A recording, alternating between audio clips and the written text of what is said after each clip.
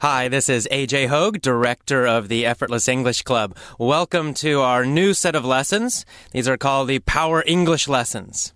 The reason they're called Power English is because in these lessons we're going to do two things. Number one, you're going to learn English, of course. As always, we have the mini stories, which are our favorite lessons for most of our members.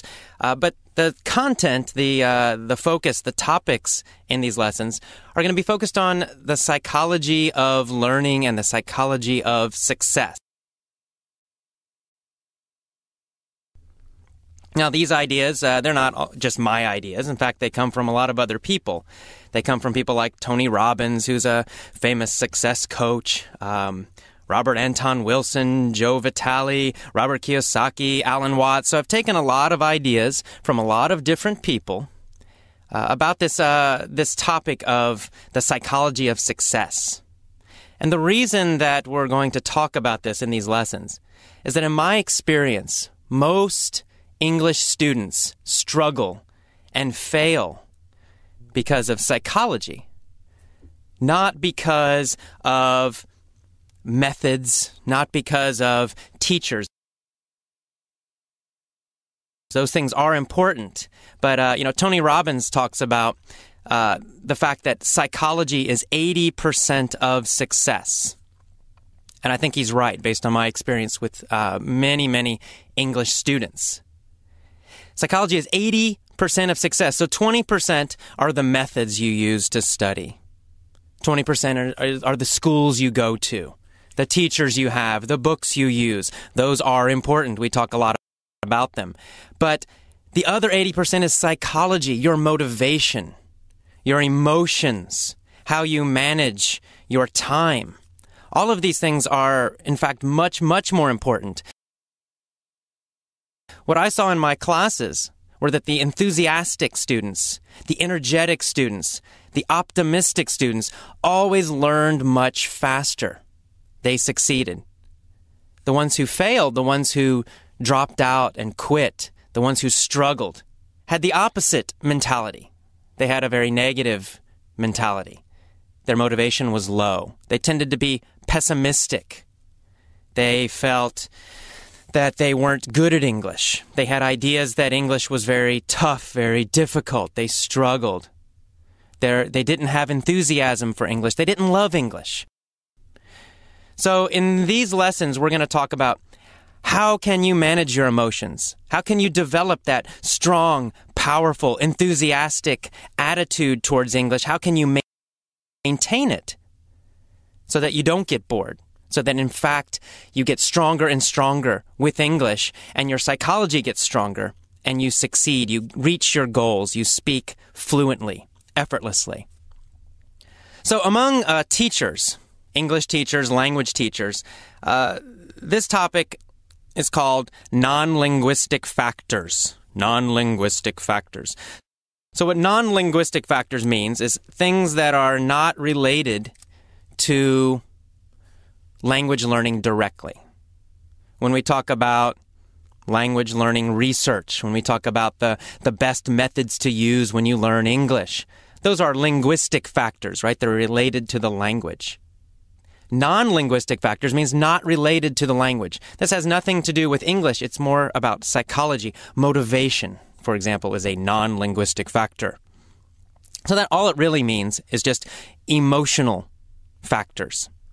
And there are actually many research studies about this topic.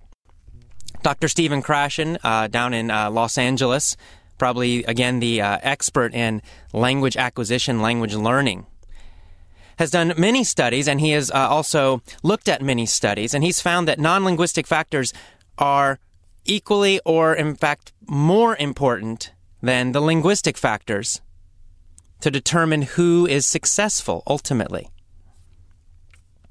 What that means is that things like your emotions, things like your peer group, the community that you belong to, your feelings about English are as important or more important than the methods you're using to learn English.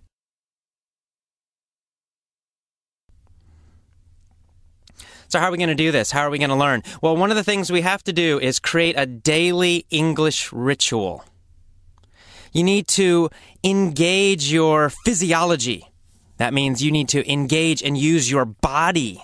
You need to engage and use your subconscious. That's how you start to affect and strengthen your psychology.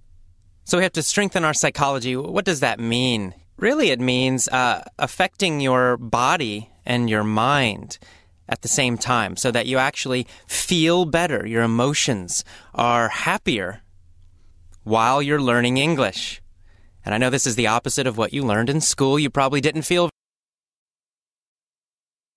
very happy when you were sitting in your English classes. But when you're learning with effortless English, it's very important for you to feel happy, for your body to feel good, for your mind to feel good, for you to emotionally enjoy the process of learning English. Of course, it's just more fun. You're going to like it a lot better.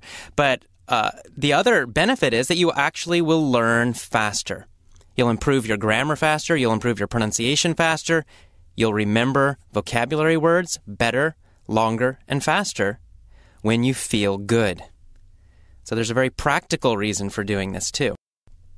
So we're going to talk a lot in detail in these lessons about how to do this.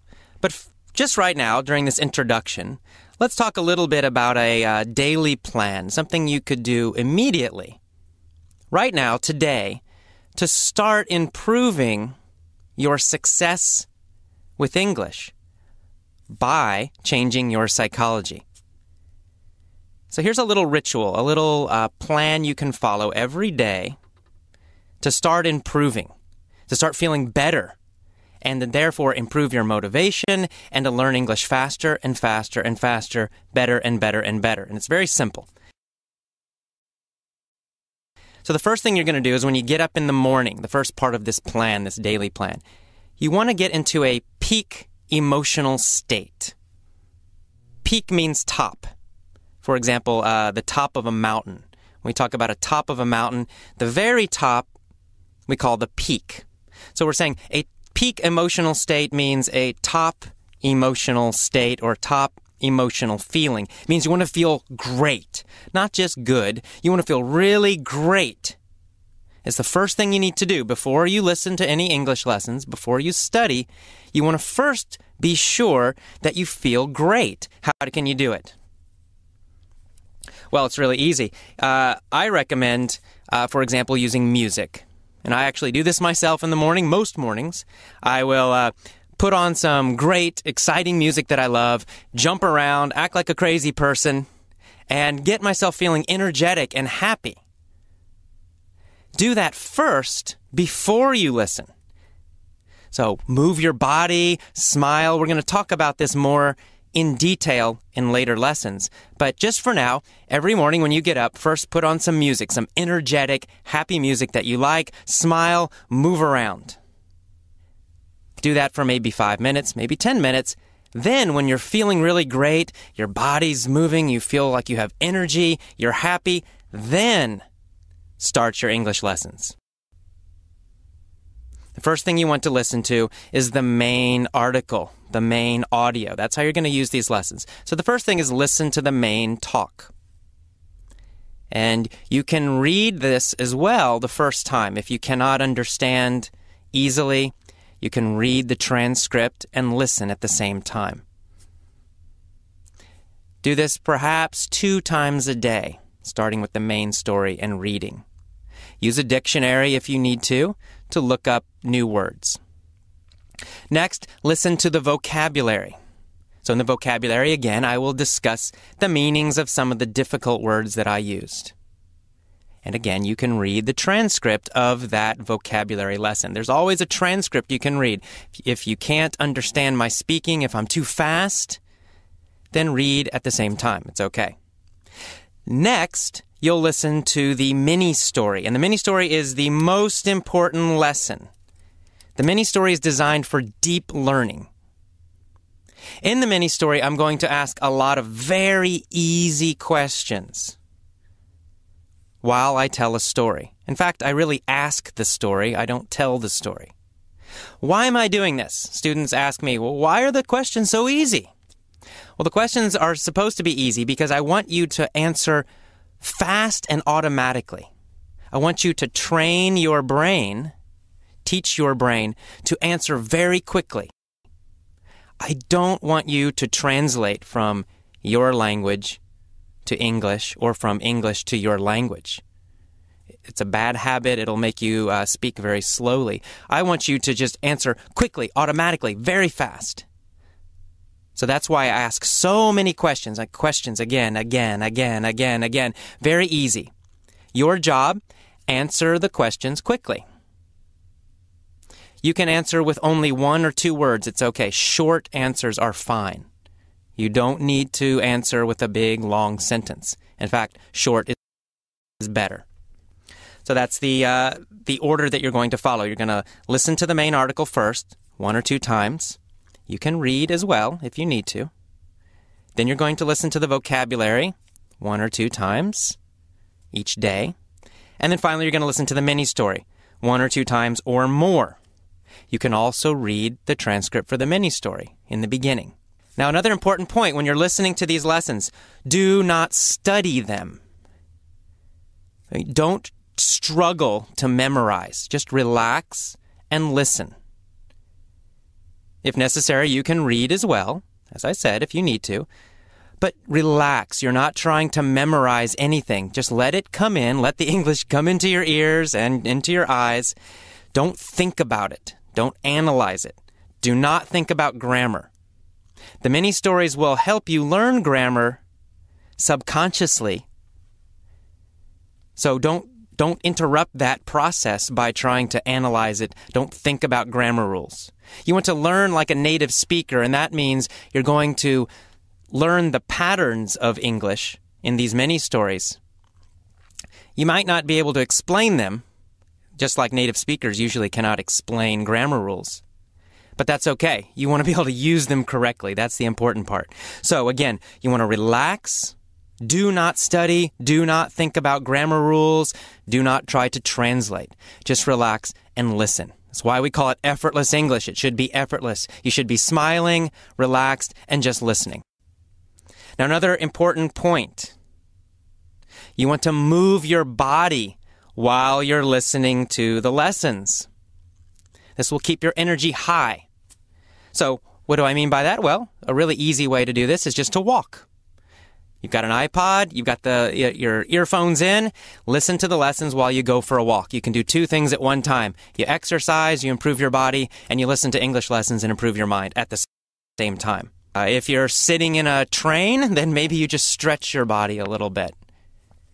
If you're in your car, you can move a little bit. You can move around in your seat. If you're at your house, you can go crazy. You can jump around. You can exercise very strongly. You can go to the gym. Do something with your body while you're listening to the lessons. It will keep your energy high. It will keep you feeling better. You'll actually learn faster by doing that. And finally, a very, very important point. You need to use our deep learning method.